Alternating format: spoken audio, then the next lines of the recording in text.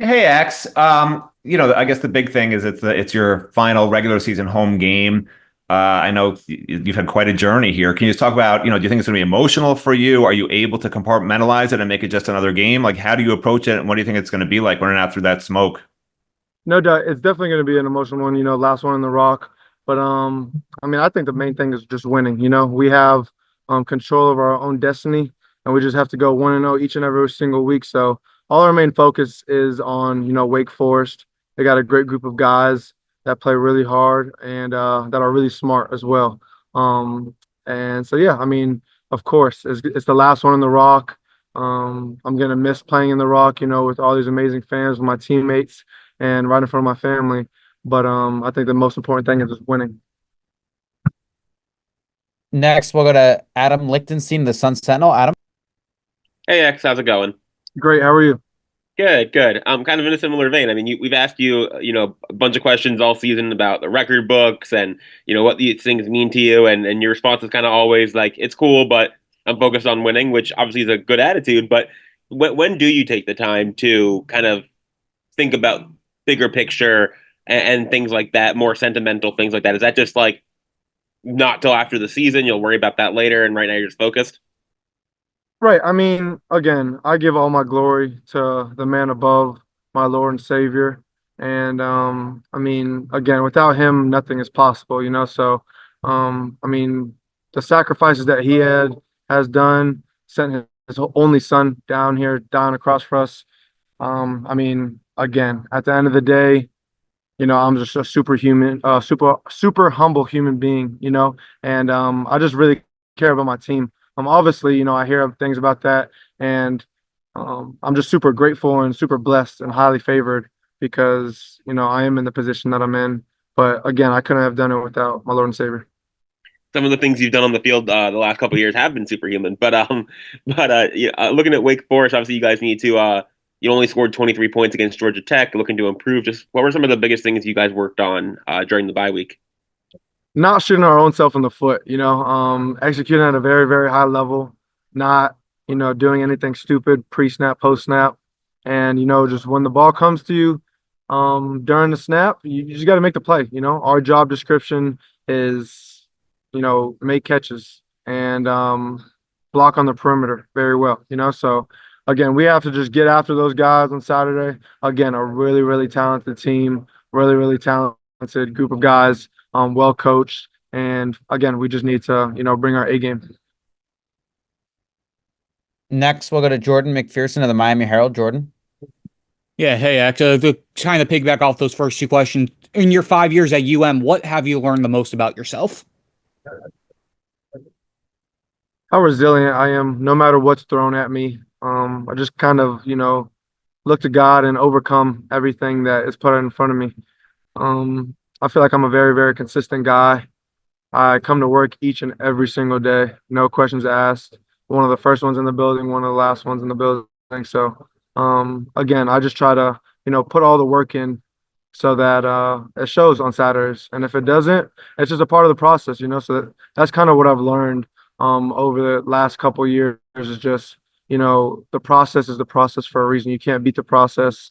And I mean, at the end of the day, it's God's timing, not yours. We'll do a few more for X. Next, we'll go to Andrea Adelson of ESPN. Andrea. X, I know after or during the first open date, you guys had a players only meeting that you had talked about. I'm wondering if you guys had anything similar after this open date or during this open date, particularly as you mentioned, because you know that you guys could still control your own destiny. Right. I mean, guys already on the team know what it is. We didn't play our best football. We let each other down.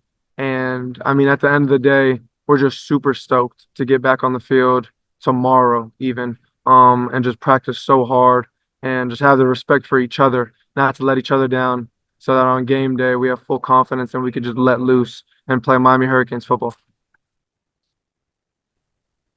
Next, we'll go to Daryl Streeter of Caneville. Daryl. X, how you doing? Great. How are you? This year, compared to the rest of the years, have you seen different coverages thrown your way, like different defenses throwing different things at you? If so, what are some of them? Right. I mean, there's This is hard to explain, but there's many ways you could run the same exact coverage, by just like dressing, dressing it up and different blitzes, showing blitz, not showing blitz, safeties coming from the opposite side of the field to guard you. I mean, again, I get bracketed each and every single game. And my outside guys do an amazing job getting open versus one-on-one.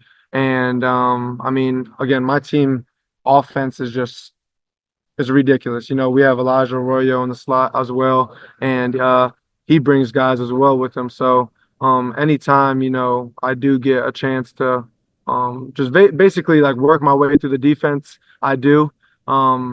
They have thrown all types of coverages at us, but we expect it a lot because everybody plays us kind of similar. And again, we have answers for everything. That's why we have the best player in the nation back there at quarterback, because he sees all that stuff. I come and watch film with him every single morning, and I mean, he points stuff out that I'm like, holy cow, So I've learned a lot of football already with Cam, and again, continuing to learn each and every single day, each and every single week, just on different coverages and how they could throw, a cover two shell with, a zero look or even a two invert with like a three look or something like that. So there's just so many things that a defense could do just like an offense can do. You just have to just really lock in on the details and know that everyone's going to get to a certain zone on the field, and that's the most important thing to understand. All right, thanks, and congratulations, bro. If you haven't heard from me. Thank you so much. I appreciate you. Oh, hey, Cam. Thanks for taking the time. So you have sort of a unique perspective on Mario because you've been around him longer than anyone else on the team. I want to get your perspective on, beyond this year, can you get a sense for what he's building here at Miami, not just for this season, but for the future? And can you talk to that a little bit? Yeah, 100%. I mean, I think a big reason why I came up here is because I know what Coach Cristobal, that he has that, that willingness to win, his competitiveness, kind of everything. That was the main reason why I wanted to come over here and be part of what he was building. So, and I saw that when I was at my previous school. So I knew that was going to be, that's just who he is. That's the foundation he has, his work ethic, everything. It just speaks about who he is as a person, as a coach, his willingness to want to win, compete, and play a high level of football. Next, we'll go to Adam Lichtenstein of the Sun Sentinel. Adam. Hey, Cam, how are you? I'm good. How you doing? Good. So obviously, you've been on teams that have, competed for playoff spots, competed for conference titles before. A lot of players on the Hurricanes have not, because the Hurricanes haven't really been in this position in quite some time. So just what have you told, your teammates about what it's like to how to focus and, stay locked in when you're playing for something, big in the near future? I think a big focus this year has been 1-0 every week. That's kind of what we keep preaching to everybody. It's like, every week is its own week, and that's how we approach every week, 1-0 throughout the week. Obviously, I tell the guys that, there's a lot that we can, still be playing for. And, when we come out here last week and this week, like everything's attention to detail and keep going to work every day. Like we just got to keep worrying about ourselves, working on ourselves, and continue to get better throughout each and every week until it's over with. And, kind of in the same vein of having been around Coach Cristobal for so long, do you notice any changes in him and in his attitude or his mentality as things start getting bigger and bigger? Nah, his attitude's been the same since week one. And that's everybody's. It's to go out there and put our best football on film every week. That's what our plan is to do every week. He coaches hard. Our coaches coach hard, and they expect a lot out of us. And that's our job to go out there on Saturdays and play those games to a high level and ultimately walk away, 1-0. Next, we'll go to Jordan McPherson of the Miami Herald. Jordan. Yeah, hey there, Cam. Saturday's gonna be senior day. I know you've gone through the ups and downs, the bumps in the road in your career. Have you had the time to reflect on just the path that you've had and then more specifically your 2 years at UM, what that's meant to you to go through the path you've had and still have this goal, this chance, this opportunity in front of you right now? Yeah, I think having this opportunity in front of me, it's everything. I mean, I've obviously been through a lot. I'm grateful to be sitting on the other side, and I wouldn't have changed my journey, all the injuries. Like if I could do it again, I would do it again because it taught me so much about life, football, relationships, everything. I'm super grateful for it. I really haven't. It really hasn't set in yet that it's coming to an end, but I'm just enjoying every moment I can with the guys on the team. I think that's, I guess, what I've taken away from it is like you never know when your last snap's going to be, or you never know when you're going to see someone again for the last time. So it's like I keep telling these guys like, um, just enjoy the next couple of weeks we have with each other because it could drastically change after that. You never know. So guys are coming in, guys are leaving, and just enjoy the moments we have with each other while we can. These 2 years at Miami specifically, what have you learned the most about yourself? Where have you grown the most? Um, I think I've just learned to just be a better human being to my teammates around me. I think at a certain point it was a lot about, myself, me, and more so now it's like how can I help the other people around me? How can I get them better? How can I prepare them? How can I push them to be the best players that they can be, on and off the field? We'll do a couple more for Cam. Next, we'll go to Andrea Adelson of ESPN. Andrea?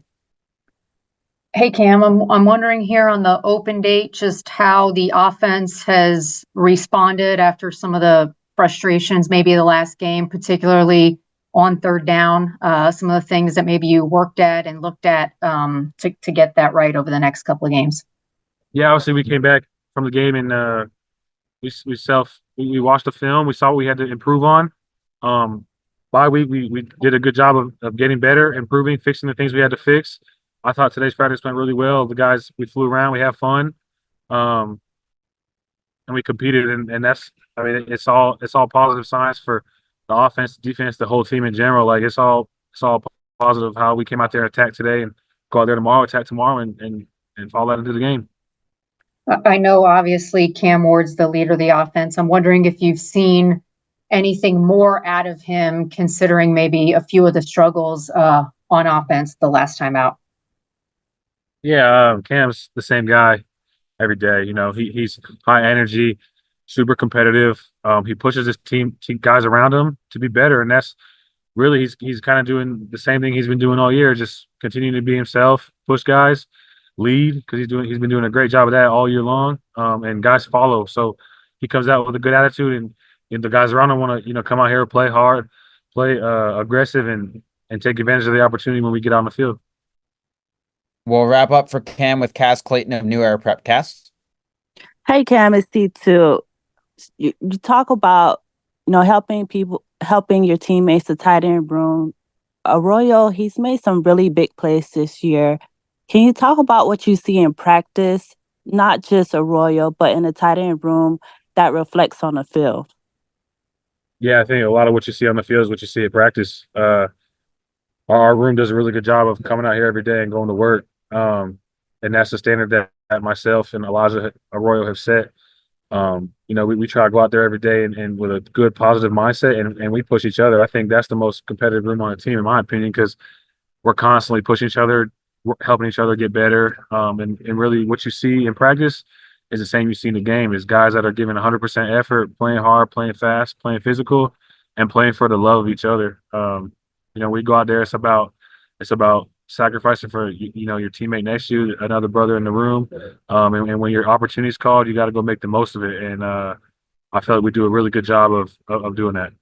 Hi, Daryl. I was going to ask if you had to point to a couple things that you think have been issues defensively through the ACC schedule, and specifically with the defensive backfield. Has it just been guys being beaten by receivers? Has it been communication issues? What might you point to as the biggest factors in the struggles? I feel like it was just communication. We have 4 new dudes on the back end from last year, so we're just trying to mold together and try to fix the communication aspect on the back end.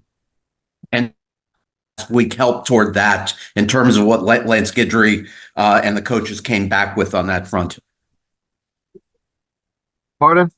How much has having this off week helped? Have Guidry and the coaches helped refocus you all on communication issues and done things to try to improve that? Oh yes, it's been a way better. We had much more time to work on it, on shifts, motions. I feel like we're gonna be much better this week. Thanks. Next, we'll go to Matt Shadell at Kane Sport. Matt. Yeah, hey Daryl, thanks for taking the time. Coach mentioned that Damari Brown should be back sooner rather than later. Can you just sort of talk about, and he's been practicing or cleared to practice. Can you talk about, has he sort of jumped right back into things and how much maybe he can help you guys down this stretch run here? I feel like everybody knows he's a big leader on our team that can give us an extra spark. It's been lovely having him back, seeing him get back in the groove, and I feel like he's going to be a big part of this defense. Next, we'll go to Adam Lichtenstein of the Sun Sentinel. Adam. Hey, Daryl, how's it going? How you doing? Good. So I know, obviously you and Xavier Restrepo, I'm sure you guys go way back, playing in high school and Broward around the same time. Playing with him in college and having known him in high school and everything, is how have you seen him grow and how have you seen him, like, how much he means to the program? Xavier Restrepo is probably one of the best receivers I ever been against. I actually knew him since we were about, I would say, 6, 7 years old. I actually played against him in 7-on-7 since we were kids, and then to be back here and playing with each other in college, I feel like it's just a dream come true. It's breaking records. He's just a very special person. And then, this will be your last home game at Hard Rock. Just what does that mean to you? How special is it? Obviously, you didn't start your career at but finishing it here at home, what does that mean to you? I'm thankful, man, for Cristobal taking me in as family, him believing in me, bringing me back to Miami. It was a dream come true, and I'm just thankful for the Hurricane fans, anybody that believes in me and appreciates me that's here. Next, we'll go to Jordan McPherson of the Miami Herald. Jordan. Yeah, hey there, Daryl. Kind of piggybacking off of a couple of those questions you were asked. What have you learned the most about yourself during your time at UM? That the competition here brought the best out of me. I feel like they turned me into a new player, better player, and I feel like Miami is probably the best place for me that I could have chose. Every day the competition, everybody's good, everybody can play, and I was thankful for that. And then on Damari, obviously he was expected to have a bigger role on the team this year off the injury sideline. How have you see him handle his rehab process and just having to go through the motions of sitting out and just biding his time to get back? How have you seen him handle that mentally since the injury happened week 1? Yeah, I know that's probably like depressing on his end. He wanted to have a bigger impact and help us this year, but I feel like I see him gaining his confidence back. So I'm happy to see that.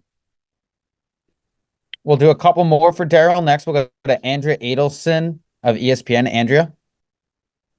Hey, Daryl, I'm just wondering how eager the team is to get back on the field, correct some of the mistakes from the last game, especially knowing you guys still have your goals still in front of you. Yes, we're ready. We can't wait to get back on the field. What we put on the field last week, well, a week and a half ago, wasn't us.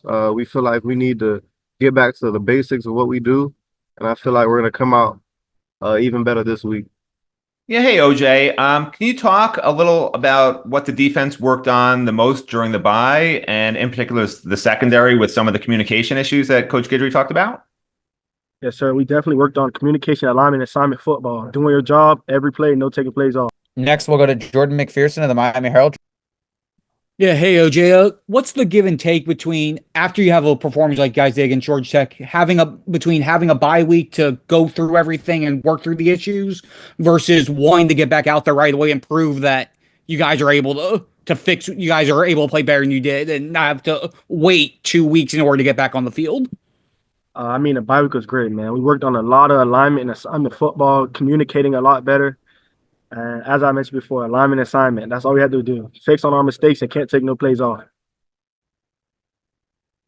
Next, we'll go to Adam Lichtenstein of the Sun Sentinel. Adam. Hey, OJ, how are you? Good. How are you? Good, good. So obviously, last home game this season. It's been a big year for you. Your first year, and getting a good amount of playing time, playing really well. Do you take the time to like kind of reflect on just how far you've come in the last even 3 or 4 months? Oh yes, sir. I usually look back at it, and every week, like I said, me watching film, as I mentioned before, me watching film with older guys, the older guys staying on me in confidence. Week by week, I get better and better, and as long as I keep doing what I'm supposed to do, I'm unstoppable. And then just looking at Wake Forest in particular, just what have you seen from them on film from their offense? They have a great offense. They do a lot of tricky plays, a lot of stuff, but overall, they're really great. Next, we'll go to Jordan McPherson of the Miami Herald. Jordan. Yeah, hey again, OJ. Just curious from your perspective, how has Damari been handling everything? Obviously, got injured week one, was hoping to have a bigger role this year and having to start by this time. How have you seen him handle his rehab and trying to get back on the field and do what he can to help you guys? I mean, Damari is great. Anytime he comes with us, especially me, if you guys watch the game film, every time I go to the sideline, Damari's helping me on my mistakes and making sure I don't make the mistakes he made when he was playing as a freshman. So I mean, he's great. He's coaching. He's getting everybody better. He's getting involved. If he plays this week, he plays this week. But hey, it'll be great to have him back on the field. We'll do a few more for OJ. Next, we'll go to Andrea Adelson of ESPN. Andrea. OJ, I wanted to ask you a follow-up on Wake's offense because they do that slow mesh, which you guys don't really see very often. And I'm wondering from a defensive perspective, how challenging it is to play an offense like that when it's so unique and something that you don't generally prepare for. I mean, their offense is great. Like I mentioned earlier, their offense is very great and tricky. As long as we play alignment and assignment football and communicate, we'll be great. Next, we'll go to Barry Jackson of the Miami Herald. Barry. Hi, OJ. Have any former Canes players, any former Canes greats commended you either in person for your play this year or via text message or something? Michael Irvin, former cornerback in the program. Anybody? When I see them, they can congratulate me, tell me keep going harder. I just got to keep going and keep pushing. What guys? What guys come to mind who've said something? I talked to Michael Irvin on the sideline before every game. He tells me keep going, keep doing my job, and I'm gonna be a great one. Thanks. We'll wrap up for OJ with Daryl Streeter of Caneville. Daryl. OJ, what's going on? What's up, Philadelphia? Hey, what's going on? Your former high school teammate Ryan Mack had just got back on the field, bro, and he went down with another injury. What was your message to him, man? Have you spoke with him a lot lately? Me and Ryan talk all the time. That's my roommate. He knows you got to keep pushing and keep going. God gives his toughest battles to his toughest soldiers, and he's one of those soldiers you got to keep fighting through.